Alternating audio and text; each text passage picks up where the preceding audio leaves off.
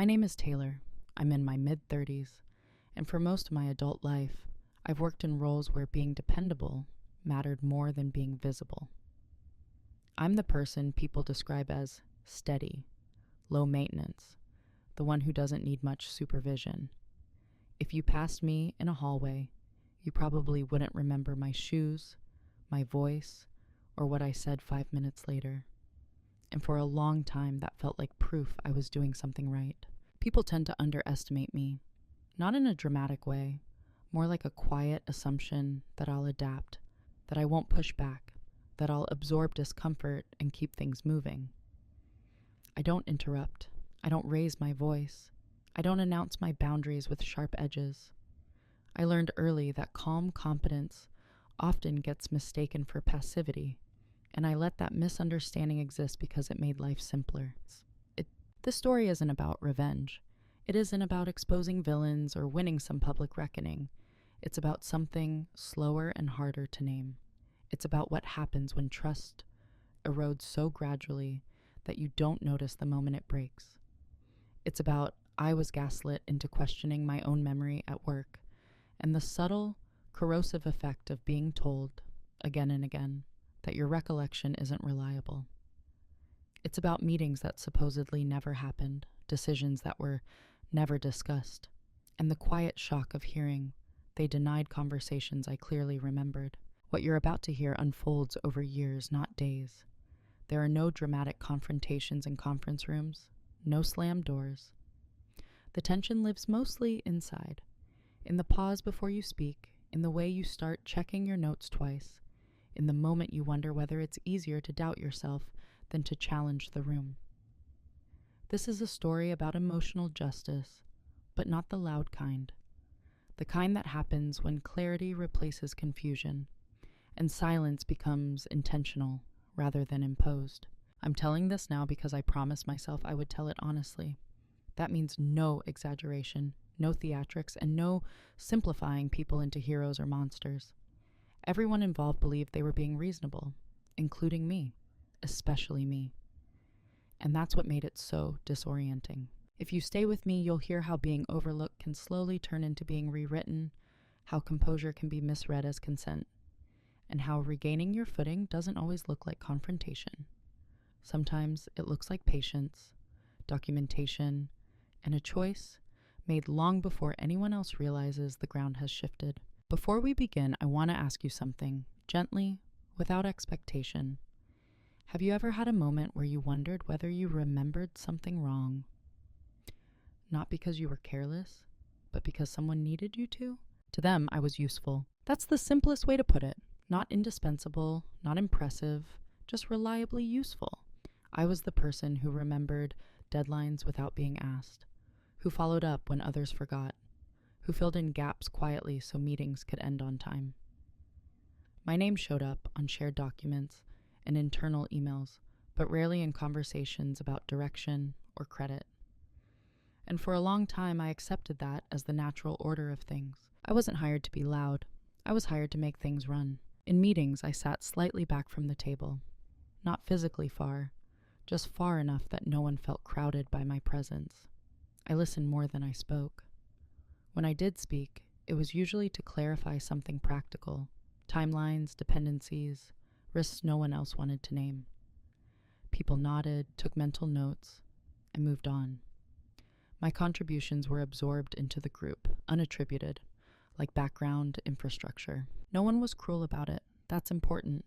There were no insults, no raised eyebrows when I talked, just a consistent pattern of being overlooked in small, almost polite ways. Decisions would be summarized without referencing my input. Plans would change without looping me in, even when I was responsible for execution. When I asked questions, I was thanked for being thorough. Thorough is another word for invisible. If you'd asked my coworkers who I was, they would have said I was dependable, easy to work with, not dramatic, someone who handled things. And if you'd asked them whether I had influence, they probably would have paused, then said something like, "Well, not really, but she's great at what she does." I didn't mind at first. There's a kind of safety in that position. When expectations are low, mistakes are forgiven. When attention isn't on you, pressure dissipates. I told myself I preferred it this way, that I wasn't interested in politics or recognition, that I valued stability over visibility, and some of that was true. What I didn't realize, what I couldn't see yet, was that being perceived as invisible also meant being perceived as flexible, malleable, someone whose version of events could be adjusted without resistance. If I remembered something differently, it was assumed I was mistaken, not that the room was wrong. At the time, it didn't feel like erasure. It felt like efficiency. I was the person people spoke to without noticing they had done it. The person whose emails got responses 3 days later, if at all. The person copied for awareness, not for decision. And because I didn't protest, because I continued delivering consistent results, the role solidified. I became part of the system rather than a voice within it. Looking back, I can see how carefully I maintained that image myself. I didn't interrupt because I didn't want to derail conversations. I didn't correct people publicly because I didn't want to embarrass them. I didn't insist on credit because the work mattered more than my name. Each choice was reasonable on its own. Together, they formed a pattern of disappearance. Still, I trusted the environment.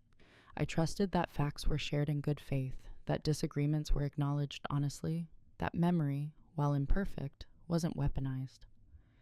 I believed that if something important had been said, it would be remembered. If a decision had been made, it would be documented. If my understanding differed, we would talk it through. That belief is what made everything that followed so destabilizing. Because when you're seen as calm and agreeable, people don't expect you to hold firm. They expect you to adjust. And when you don't push back, they start assuming you won't. Over time, your silence becomes part of the process. Your presence becomes background noise. I didn't know yet that my role wasn't just reliable support. It was something more specific. It was someone whose reality could be quietly reshaped. And at that stage, I still thought that if I stayed careful, stayed reasonable, stayed helpful, clarity would naturally prevail. I thought truth had momentum on its own. I was wrong, but not in the way you might expect. The first time it happened, I didn't react. Not because I didn't notice, because I did, but because it seemed too small to matter. The kind of thing you assume will correct itself once everyone has more information. The kind of thing you tell yourself not to be sensitive about. It was a planning meeting, routine, weekly. We were discussing a workflow change that would affect 3 teams, including mine. I remember it clearly because I had flagged a dependency issue the week before and followed up with a short summary email. During the meeting, I explained, calmly, that if we moved the deadline forward, we'd need written confirmation from a vendor. It wasn't a dramatic objection, just a factual note. There was a pause. Someone nodded.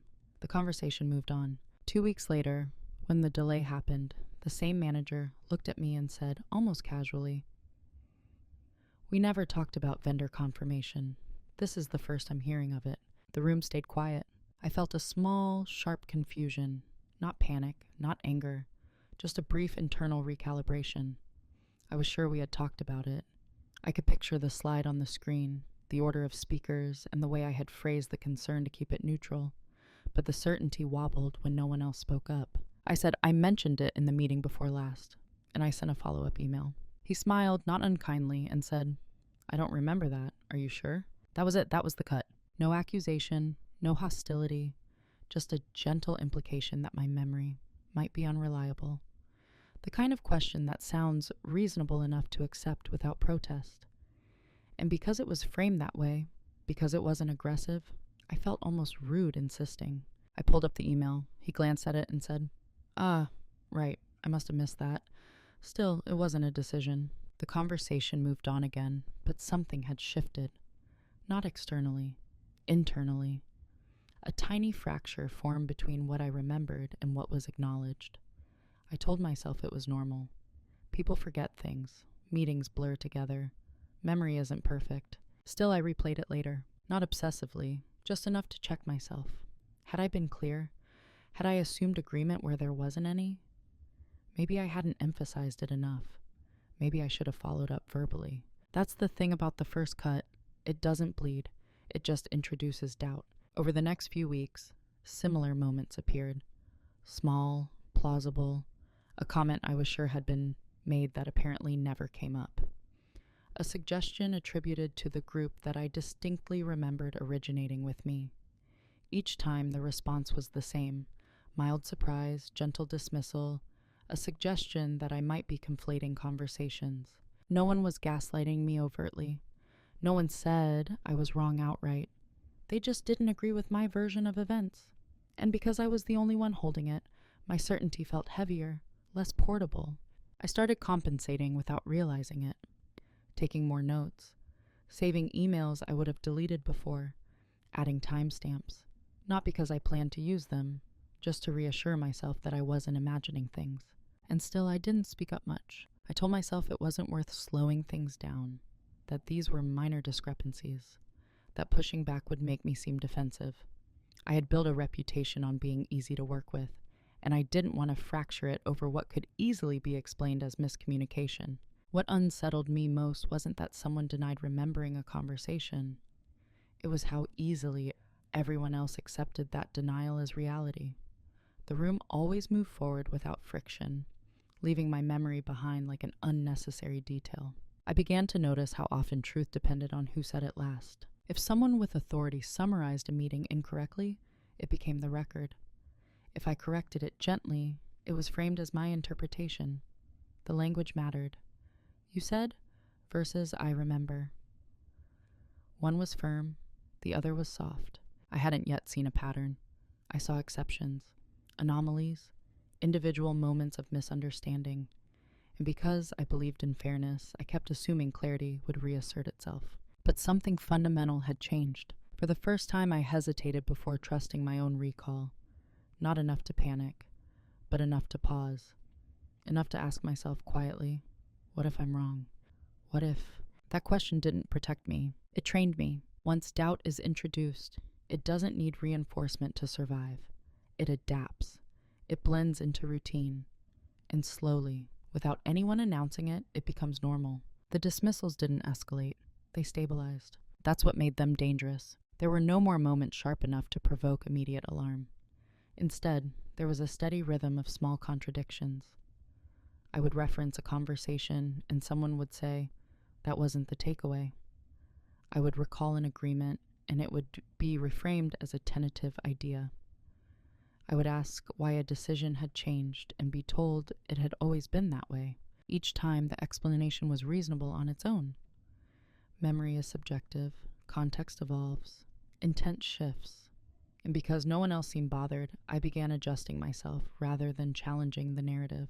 I learned to soften my language. Instead of saying, we agreed, I said, I thought we had discussed. Instead of this was decided, I said, my understanding was. I added qualifiers to my own experiences as if preemptively apologizing for having them. No one asked me to do this. That's important. The system didn't coerce me overtly. It rewarded accommodation. When I was flexible, things flowed. When I insisted, there was friction. Subtle, polite, exhausting friction. The kind that made you feel like the problem, even when you were calm. So I stayed quiet more often. Not completely silent, just strategically minimal. I spoke when necessary. I followed up in writing. I tried to anticipate changes rather than question them. I became very good at adapting to moving targets, even when I had helped set the original direction. From the outside, I probably looked composed, cooperative, professional. Inside, I was constantly recalibrating. I began reviewing my notes after meetings, not to prepare tasks, but to reassure myself that I hadn't imagined entire exchanges. I reread email threads to confirm tone, sequence, and intent. I trusted documentation more than memory, not because memory had failed me, but because it had been challenged.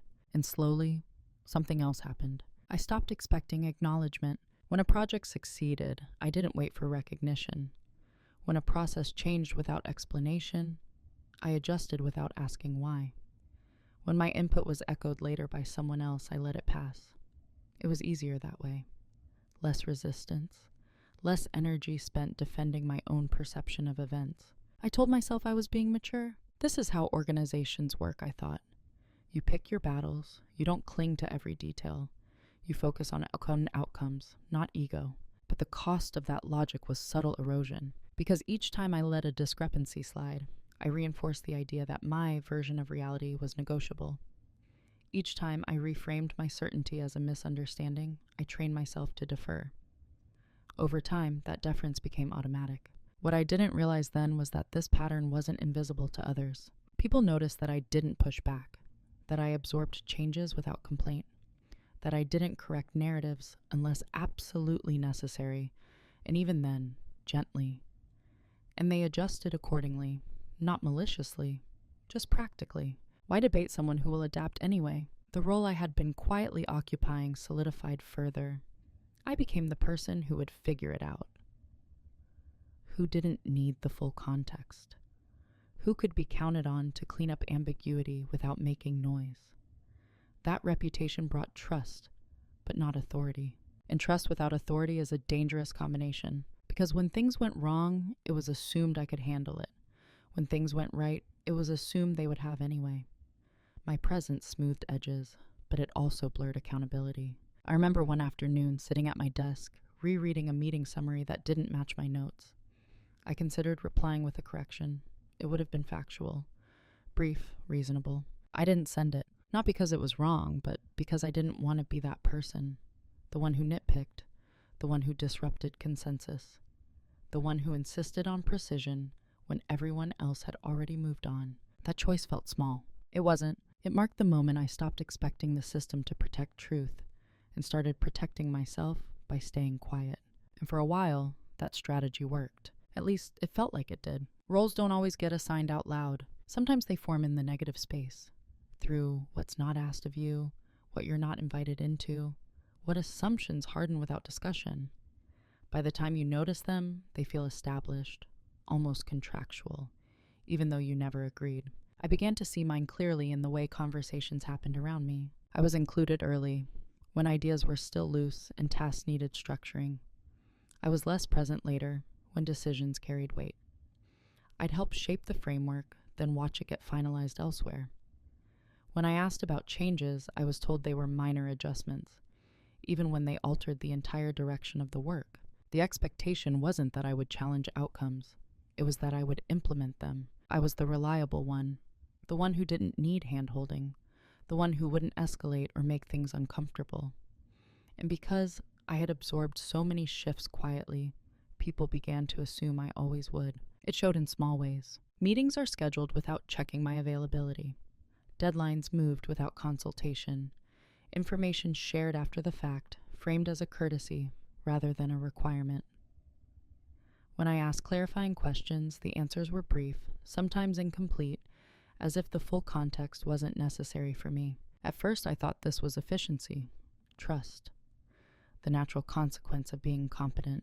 But competence had quietly become containment. The more capable I proved myself to be, the less people felt obligated to include me in decisions that affected my work. My adaptability became a resource. My silence became consent. And then there was the tone. When others disagreed, it was called healthy debate. When I disagreed, rarely, cautiously, it was treated as confusion, as if I hadn't fully grasped the situation, as if my memory of prior discussions was somehow less authoritative than the latest summary offered by someone else. I noticed how often phrases like, "what we meant was," or "the understanding has always been," replaced actual references to what had been said. And I noticed how quickly those reframings were accepted as truth. No one asked me to confirm. No one checked alignment. The story was rewritten in real time, and I was expected to adapt to the new version without comment. That's when I understood something uncomfortable. My role wasn't just supportive, it was stabilizing. I absorbed inconsistencies so others didn't have to face them. I held together narratives that didn't quite line up, and by doing so, I protected the system from friction. That made me valuable. It also made me invisible. I remember realizing, one afternoon, that people spoke around me rather than to me. Decisions were discussed as if I were already aligned, already compliant. My presence was assumed, not engaged. I wasn't consulted because I was predictable, and predictability, in this context, meant I wouldn't challenge the version of reality that made things easiest. The most unsettling part wasn't that others had expectations of me. It was that I had met them so consistently that they felt justified. I had trained people how to treat my perspective, optional, adjustable, secondary, and once a role like that is established, deviating from it feels like a breach. I began to sense a quiet pressure, not explicit, but palpable, a sense that if I pushed back now, it would be seen as a change in my temperament, not a response to circumstances. That I would be the one disrupting the flow. So I stayed within the lines. I did my job well. I met expectations. I continued documenting quietly, asking questions sparingly, absorbing discrepancies without protest. From the outside, nothing appeared wrong. The system functioned smoothly. But internally, something had shifted. I no longer believed clarity would emerge on its own. I started watching more closely, not out of suspicion, out of necessity. I paid attention to who spoke with certainty and who hedged, to whose memories were treated as authoritative and whose were treated as negotiable. I noticed how narratives solidified not through accuracy, but through repetition and power. And in that observation, a new understanding formed. If my role was to be reliable and invisible, then changing my circumstances wouldn't come from speaking louder. It would come from seeing clearly. There wasn't an argument. There wasn't even a conversation. The shift happened on an ordinary afternoon, in the space between tasks, when nothing urgent demanded my attention. That's what made it so definitive. No adrenaline, no defensiveness, just clarity. I was reviewing notes from a meeting that had taken place earlier that week. Routine again. Familiar faces. Familiar patterns. As I compared my handwritten notes with the official summary that had been circulated, I noticed a familiar discrepancy. A decision presented as settled had, in reality, been deferred. I remembered the hesitation in the room, the way no one committed, the exact words used to postpone it, and yet, there it was in writing, resolved, agreed, final. Normally, I would have flagged it or let it go. That was the pattern. Correct gently or adapt quietly. This time I did neither. I just stopped. I sat back in my chair and read the summary again, slowly. Not to argue with it, but to observe my reaction. There was no spike in anxiety, no urge to defend my memory, just a steady recognition. This keeps happening, and it's not accidental. That realization didn't arrive with anger. It arrived with relief, because if it wasn't random, then it wasn't my fault. For the first time, I allowed myself to consider that my memory wasn't the unreliable variable in the equation, that the inconsistencies weren't misunderstandings to be smoothed over, but patterns to be acknowledged, that the quiet discomfort I'd been carrying wasn't sensitivity, it was data. I didn't send an email.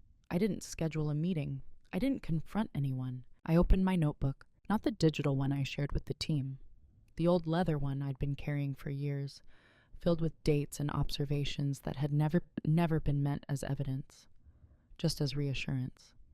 I flipped back through pages, not skimming, but reading, and what I saw was consistency. Meetings where I had noted concerns that later never came up, decisions that shifted without acknowledgement, language that softened commitments after the fact. It wasn't every interaction. It didn't need to be. The pattern was selective and directional, always away from accountability, always away from clarity, always away from me. Something settled in my chest then, not resentment, resolve. I realized that waiting for validation from the same system that benefited from my doubt was pointless. That clarity wouldn't be granted. It would have to be claimed, quietly, on my own terms. That was the day my silence changed meaning. Before, silence had been a response, a way to keep things smooth, to avoid friction, to preserve relationships. After that moment, silence became a choice. I stopped explaining myself internally, stopped rehearsing justifications I never voiced. I trusted my memory without needing external confirmation. Not because I suddenly believed I was infallible, but because I understood the alternative, constant self-doubt, was a vulnerability others were unconsciously exploiting. I began observing without engaging. In meetings, I listened more than ever, but differently. I noted who reframed past conversations, who spoke with authority without reference, who deferred when clarity was requested. I watched how quickly uncertainty was projected onto the quietest person in the room, and I stopped correcting. That part surprised me. I had assumed that once I saw the pattern, I would want to break it. Instead, I let it reveal itself further. Not out of passivity, but out of intention. I needed to understand the full shape of what was happening before deciding how to respond. This wasn't about catching anyone out. It was about reclaiming my internal anchor, about no longer outsourcing my sense of reality to people who had shown they couldn't or wouldn't hold it with integrity. I still did my work, still delivered, still showed up calm and prepared. Externally, nothing changed. Internally, everything did. I knew then that whatever came next wouldn't involve confrontation. It wouldn't be loud or reactive. It would be precise, grounded, irreversible. But I didn't rush it, because once you stop doubting yourself, you don't need to hurry. You just need to pay attention. Once silence stops being a reflex, it takes on a different weight. Mine did. I didn't announce a change. I didn't correct course publicly or draw boundaries with new language. I simply stopped volunteering my certainty. I let conversations unfold without anchoring them. And in that absence, something revealing happened. People filled the space. They spoke more confidently. They summarized more decisively. They referenced past conversations with increasing assurance, even when those conversations had been ambiguous or unresolved. Without my gentle clarifications, the narratives hardened faster, and often inaccurately. No one noticed my restraint as intentional. They interpreted it as acquiescence. In meetings, when decisions were restated incorrectly, I nodded. When my prior input was reframed as tentative or omitted entirely, I didn't intervene. I asked fewer questions. I took fewer turns speaking. I remained present, attentive, calm. From the outside, it looked like compliance. From the inside, it was observation. I was learning how much of the system relied on my quiet corrections to function smoothly. Without them, inconsistencies accumulated, tasks overlapped, assumptions clashed, small errors surfaced, not catastrophically, but enough to reveal fault lines. And still no one connected it to my silence. Instead, they began assuming more responsibility without more authority, more execution without more context, more adaptation without acknowledgement. I was trusted to handle it, even when the inputs were flawed. That trust was misplaced, but it was also informative. I began documenting with intention, not just outcomes or dates, but language. Who said what? How commitments were framed, when certainty replaced ambiguity. I noted tone shifts, patterns of deflection, moments where accountability subtly changed hands. I didn't share any of this. That was the key difference. Before, my notes had been a private reassurance. Now, they were a strategic asset, not for retaliation, for clarity. I also noticed how differently people treated silence depending on who it came from. When someone senior paused, it was interpreted as thoughtfulness. When someone outspoken paused, it was seen as restraint. When I paused, it was assumed I had nothing to add. That assumption created space for others to overstate, to contradict themselves, to make claims that couldn't be supported later. My silence became a mirror, and in it, people revealed their habits. There was a meeting where a timeline was presented as agreed upon weeks ago. I remembered the exact moment it had been proposed and tabled. I remembered the lack of follow-up. I said nothing. 2 weeks later, when the deadline was missed, the explanation shifted.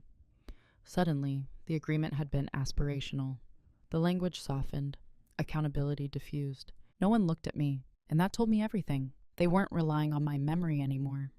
They were relying on my adaptability, on my willingness to absorb consequences quietly. But something else had changed too. I no longer felt the urge to protect the collective narrative. I let contradictions stand. I let summaries go uncorrected, not because I agreed, but because I understood the value of letting patterns complete themselves. This wasn't passive resistance, it was deliberate restraint. And it worked because it was invisible. No one feels threatened by silence. They interpret it as weakness. No one guards themselves against someone they believe won't challenge them. That miscalculation gave me time. Time to understand the system fully before deciding how to exit it or reshape my position within it. I also began setting internal boundaries. I stopped compensating emotionally. I didn't feel responsible for smoothing over confusion or preserving morale.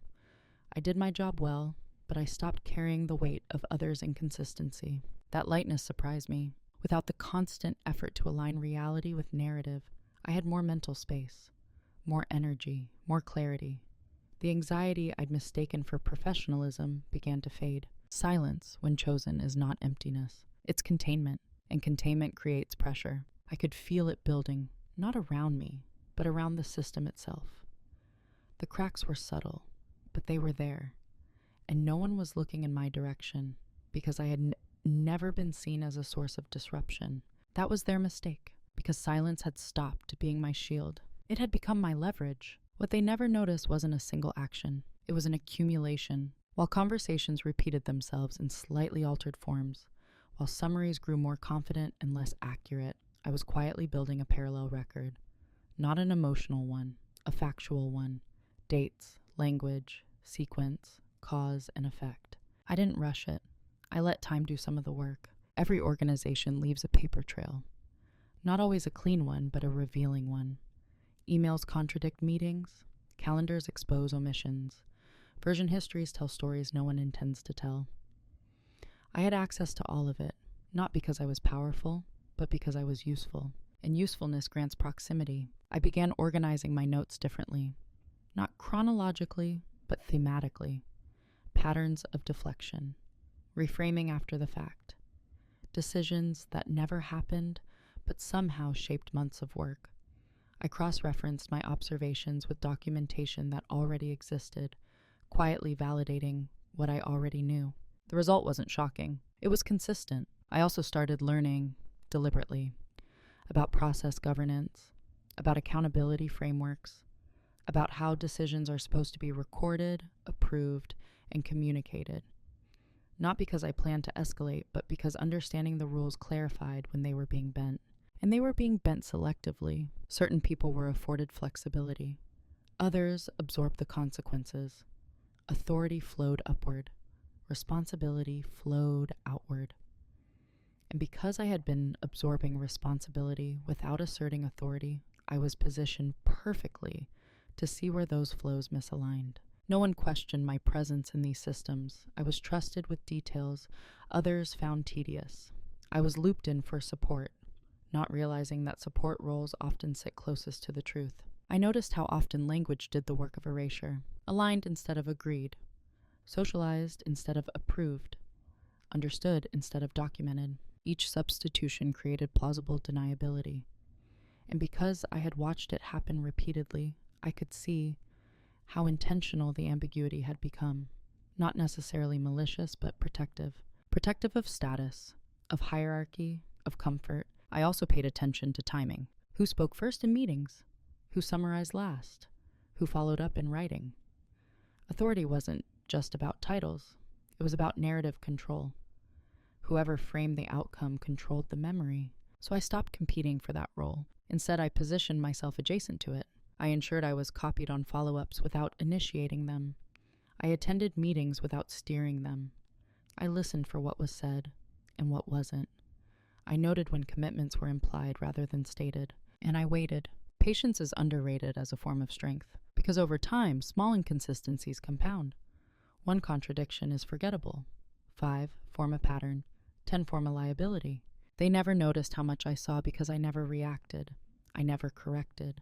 I never escalated. I remained exactly who they thought I was. Reliable, calm, invisible. But invisibility has advantages. No one guards against the person they underestimate.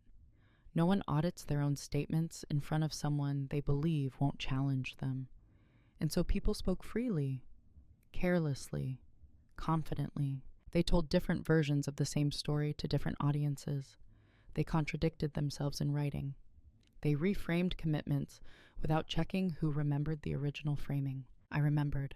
And more importantly, I could prove it. Still, I didn't act. Not yet. Because preparation isn't about collecting ammunition. It's about understanding timing. About knowing when intervention clarifies and when it destabilizes. I wasn't interested in exposing anyone publicly. I wasn't interested in winning an argument. I was interested in something quieter and more durable. Autonomy. The ability to step out of a system that relied on my doubt to function. The ability to protect my credibility without pleading for it.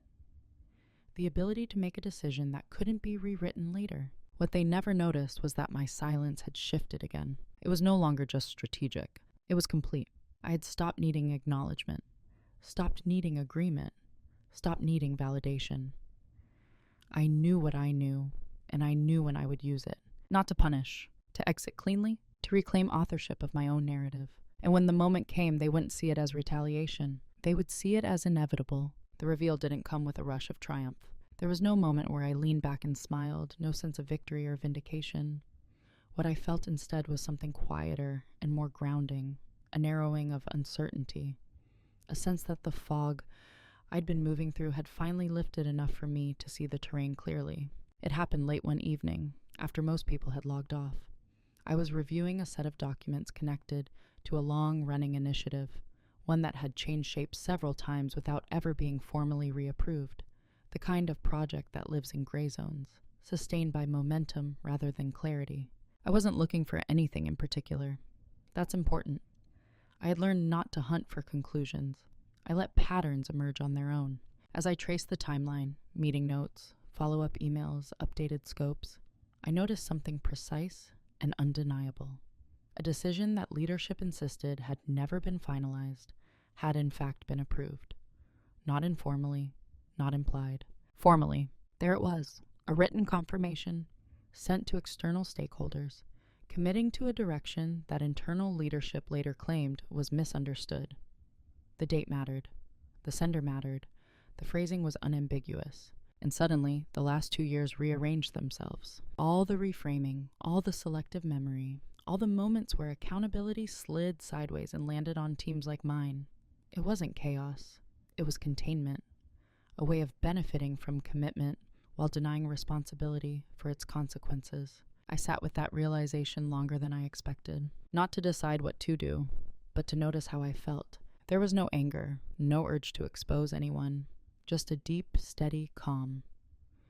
Because this wasn't about being right anymore. It was about understanding the system well enough to step out of its distortions.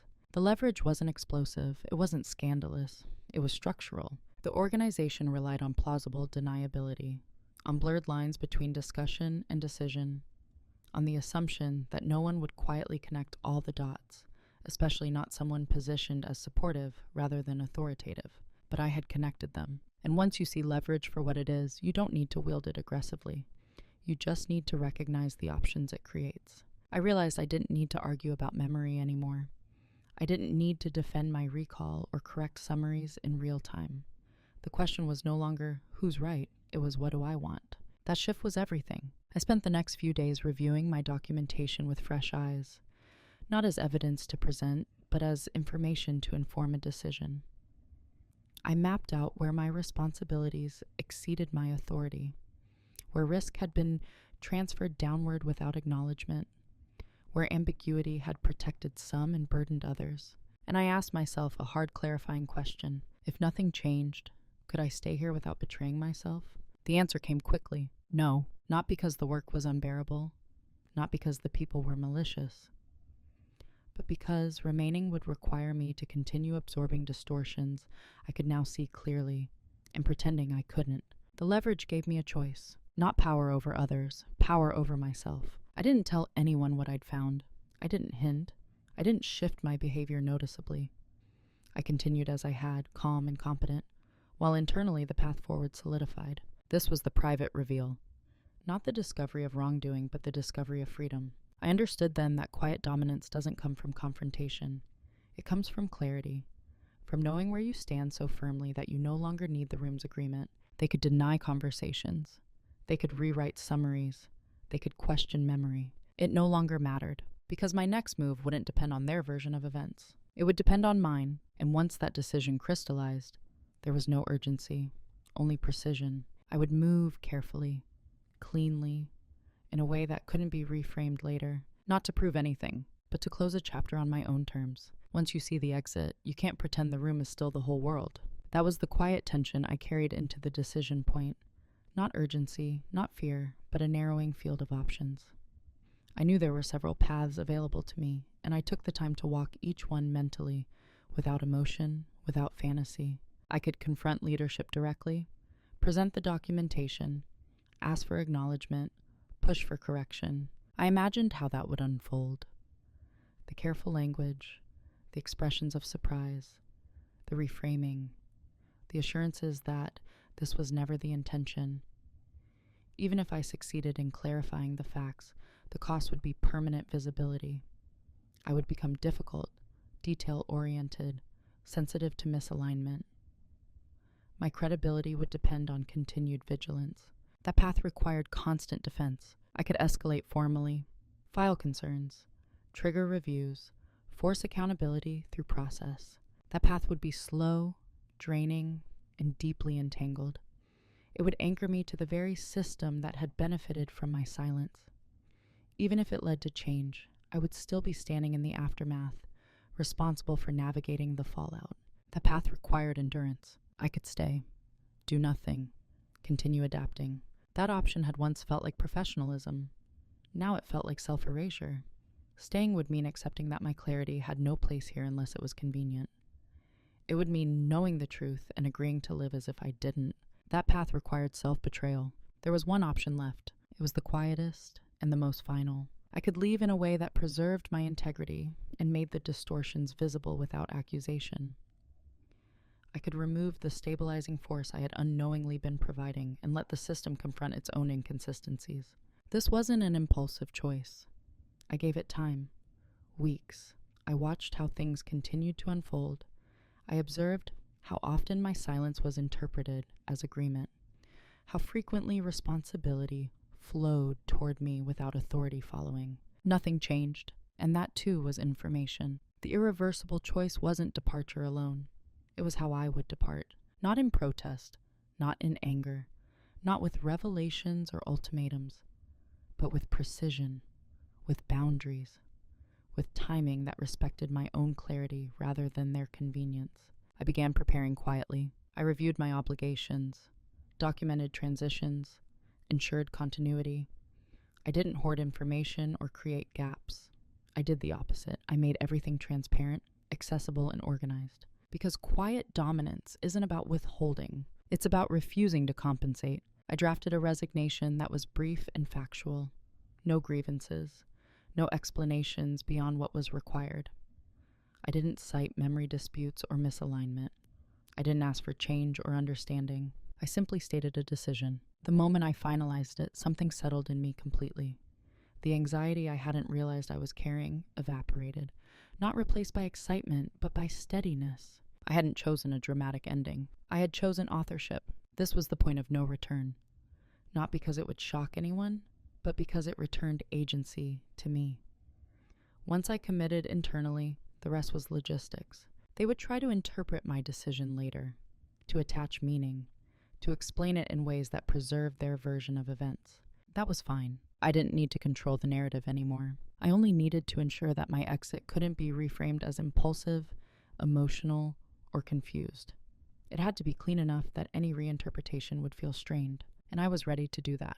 I scheduled the conversation, prepared the handover, maintained the same calm professionalism I always had. Nothing about my demeanor signaled finality, but internally, the choice had already done its work. I no longer needed leverage. I had used it to free myself.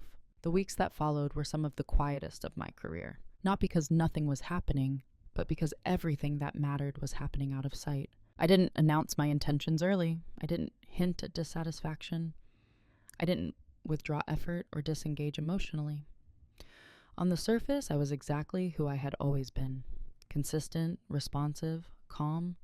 That continuity mattered. It kept assumptions intact. While others focused on immediate deliverables, I focused on alignment between what I knew, what I owed, and what I would no longer carry forward. I reviewed my contract carefully, not looking for loopholes, just clarity. Notice periods, non-compete language, ownership boundaries. I wanted to be precise, not reactive. Quiet dominance is often just preparation done early enough that it never needs to be defended later. I also took stock financially. I didn't make dramatic moves or radical changes. I simply ensured optionality. savings accessible, commitments minimized, decisions deferred where possible.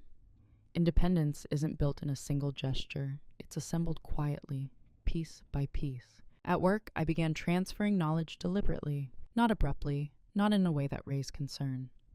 I documented processes more thoroughly than usual.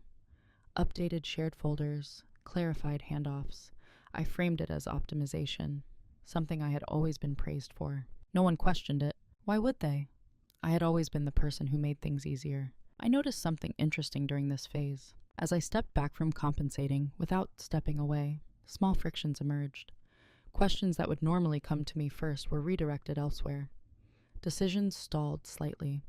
Not enough to alarm anyone, but enough to register subconsciously. Still, no one asked if anything was wrong. My silence had been normalized for so long that it no longer signaled anything unusual. I also stopped absorbing emotional labor. When ambiguity surfaced, I didn't rush to resolve it. When timelines clashed, I clarified my responsibilities and stopped there. When assumptions were made about my availability, I corrected them gently, without explanation. These weren't confrontations.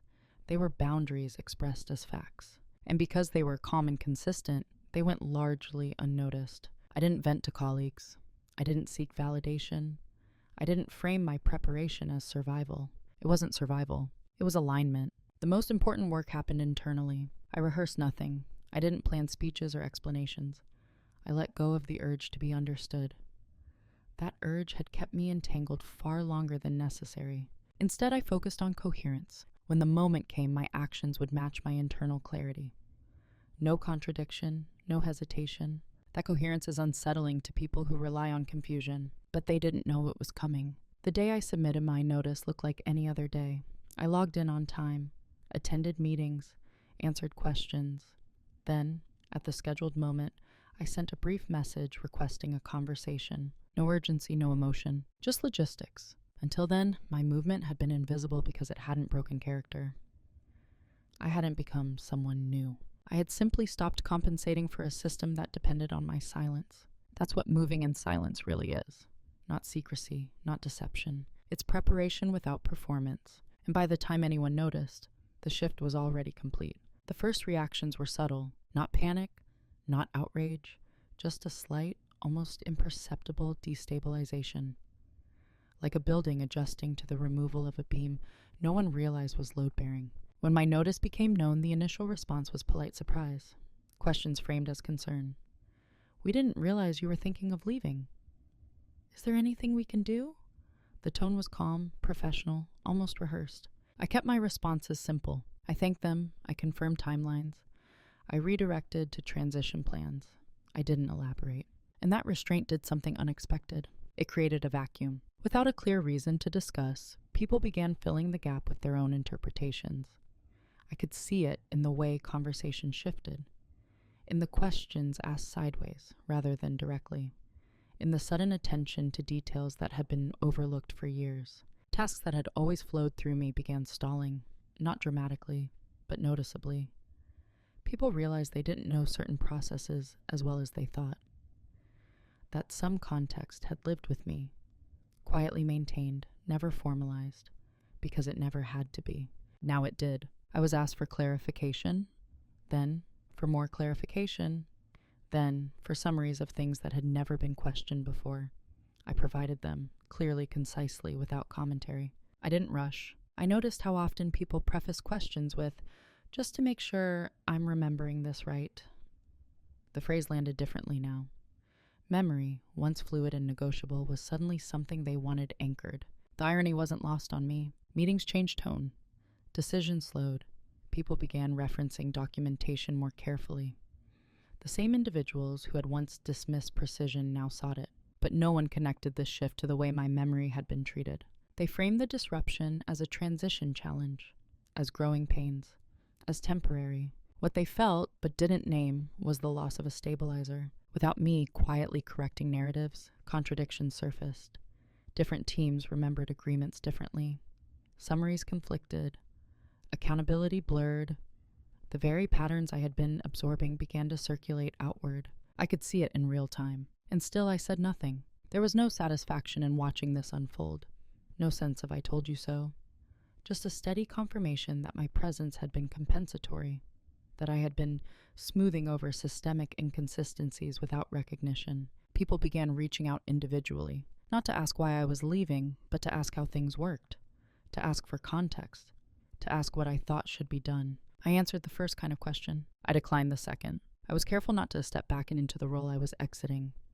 I didn't offer opinions on future decisions. I didn't mediate confusion.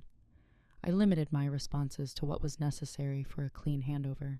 That boundary was new, and it unsettled people because they had never needed me to assert it before. I noticed a shift in how I was spoken to, more attentiveness, more caution, as if people were suddenly aware that I was no longer bound by the same unspoken obligations. They asked fewer rhetorical questions. They documented more carefully. They began confirming things in writing, not because I asked them to, because they could feel the absence of my quiet corrections approaching. The consequences weren't dramatic. They were procedural, cultural, subtle, and they were irreversible. Once a system loses the person who absorbs its inconsistencies, it has to confront them or redistribute them. Neither option is comfortable, but I wasn't there to manage that discomfort anymore. My role had changed, not through confrontation, but through removal. And for the first time, the system had to remember itself without leaning on my silence. The urgency arrived late, not in a rush, not with raised voices, but with a change in tone so subtle it almost passed as concern. Almost. As my final weeks approached, the questions shifted. They were no longer about process or handover. They were about intent, about whether my decision was final, about whether there was room to revisit things. The language softened. We value you.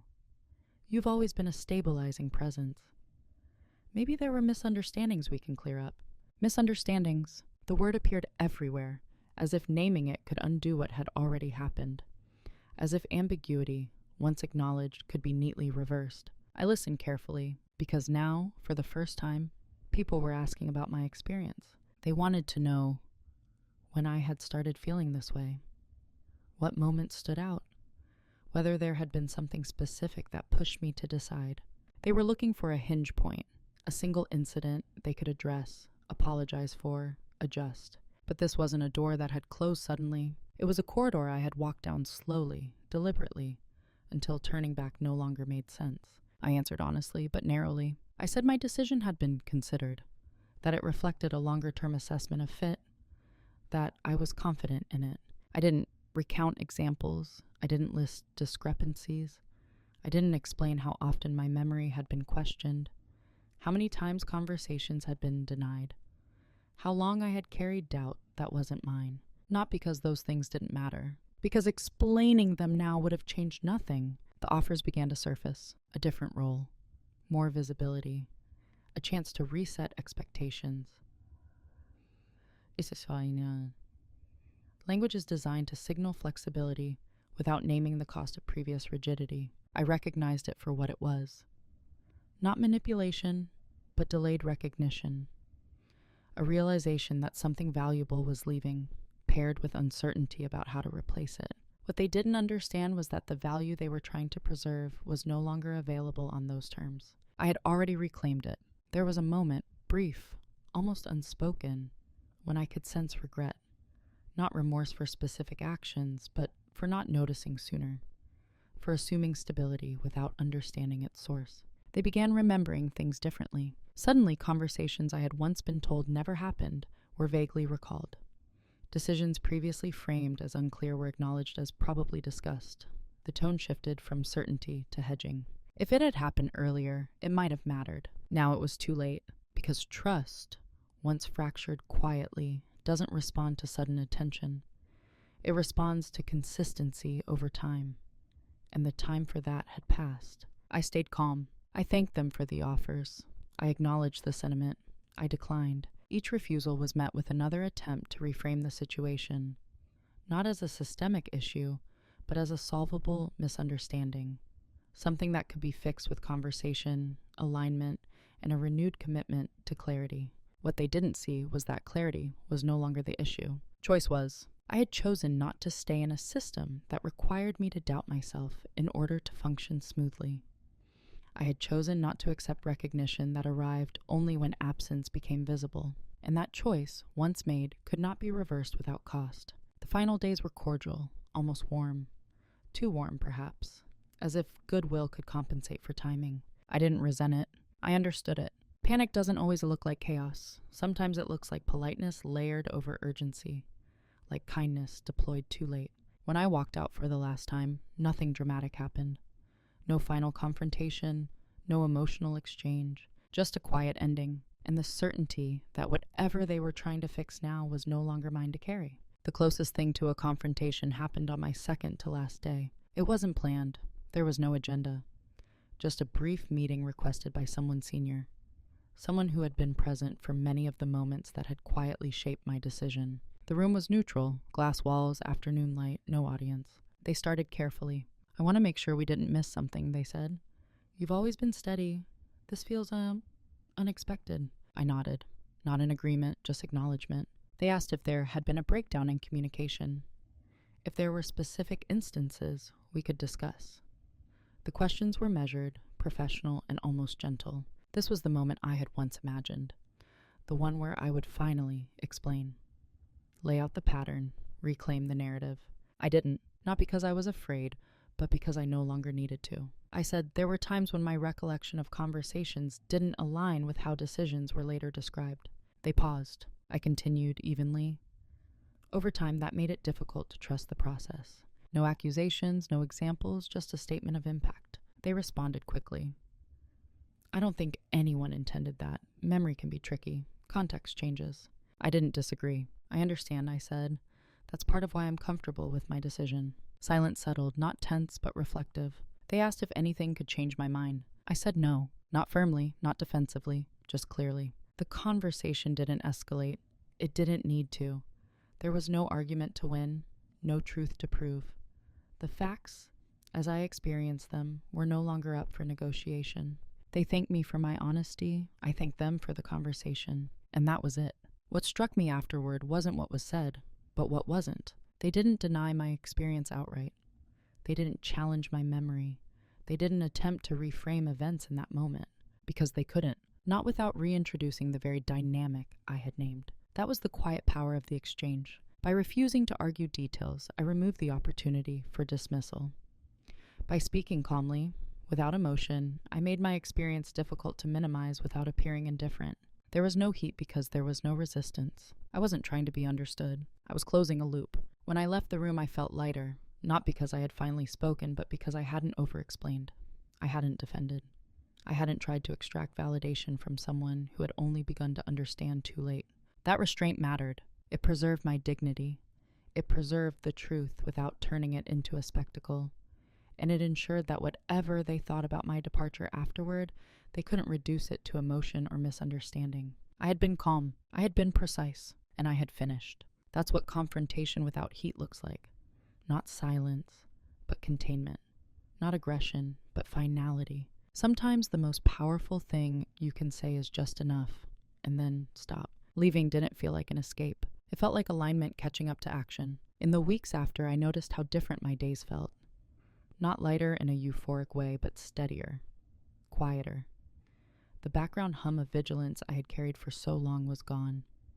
I wasn't bracing for reinterpretation or mentally reviewing conversations after they happened. I trusted my memory again. That might sound small. It isn't. When you've spent years second-guessing your own recall, the return of that trust changes how you move through the world. I spoke more directly, not louder, clearer. I asked questions without cushioning them in apology. I noticed when something didn't align and named it calmly. And when it didn't align, I no longer assumed the fault was mine. My sense of self shifted in subtle but important ways. I stopped equating composure with compliance. I stopped confusing adaptability with obligation. I learned that being calm doesn't mean being endlessly accommodating. Quiet doesn't mean invisible unless you let it. I didn't carry bitterness with me, not because what happened didn't matter, but because I understood it. The people I worked with weren't villains. They were operating within incentives that rewarded certainty over accuracy, momentum over reflection. And I had participated in that system longer than I should have, by absorbing its friction. Owning that part freed me from resentment. I also noticed something else. In new environments, people read me differently, perhaps because I carried myself differently. I still listened more than I spoke, but when I spoke, I anchored what I said. I followed up in writing without apology. I didn't wait to be invited into clarity. And people adjusted, not because I demanded it, but because I no longer negotiated my own perception of reality. That's the difference. I didn't need to prove anything. I didn't need to tell my story loudly or often. I didn't need closure from the people I left behind. The closure came from knowing I had chosen myself without turning that choice into a performance. If there's a lesson here, it's not about leaving jobs or confronting gaslighting directly. It's about recognizing when your calm has become a container for other people's avoidance. There is a point where patience stops being generous and starts being self-erasure. And that line isn't marked clearly. You only see it once you've crossed it. I crossed it quietly, and I crossed back with intention. Who I am now is not harder or sharper or more guarded. I'm the same person, observant, restrained, principled. But now my silence belongs to me. My memory belongs to me. My clarity belongs to me. No one gets to rewrite it unless I allow them to. And I don't. There's a quiet kind of harm that doesn't leave bruises or headlines. It leaves hesitation. It teaches you to soften your sentences, to doubt your recall, to treat your own certainty as something that needs permission. It doesn't arrive as cruelty. It arrives as politeness layered over denial. And because it's subtle, it often goes unnamed. What happened to me wasn't a dramatic betrayal. It was a gradual erosion of trust. Specifically, trust in myself. Being told over and over that conversations I clearly remembered hadn't happened didn't make me angry at first. It made me careful. It made me quieter. It made me adapt. And that adaptation was rewarded until it wasn't. The moral of this story isn't that you should confront every inconsistency or document every interaction in anticipation of conflict. It's not that you should assume bad intent or turn every workplace into a battleground. It's this. If you are consistently asked to question your own memory in order to keep things running smoothly, the problem isn't your memory. And if your calm is only valued when it absorbs discomfort without recognition, that calm is being used, not respected. Quiet dominance doesn't look like winning arguments or exposing flaws.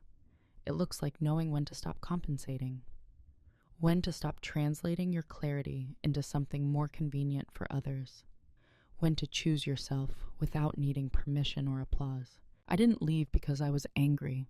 I left because I became clear about what I was carrying that wasn't mine, clear about what I was being asked to doubt, clear about what staying would cost me. And that clarity didn't require anyone else to agree. If you're listening to this and recognizing yourself in it, if you've ever replayed a conversation wondering whether you imagined it or softened your truth because insisting felt risky, I want you to know this. Your experience doesn't need consensus to be valid. You don't have to make it louder to make it real. You don't have to prove it to everyone to honor it yourself. Sometimes the most powerful response to quiet erasure is quiet authorship, choosing how the story continues, even if you don't control how it's remembered by others. Before I go, I want to leave you with one question, not to provoke, but to invite reflection. Have you ever stayed silent to keep the peace, and later realized the peace was costing you your trust in yourself? If you feel comfortable, I'd like to hear your answer in the comments. Video hữu ích, hãy ấn like và đăng ký kênh để ủng hộ mình nhé. Chúng ta sẽ gặp nhau ở những video tiếp theo. Bye bye.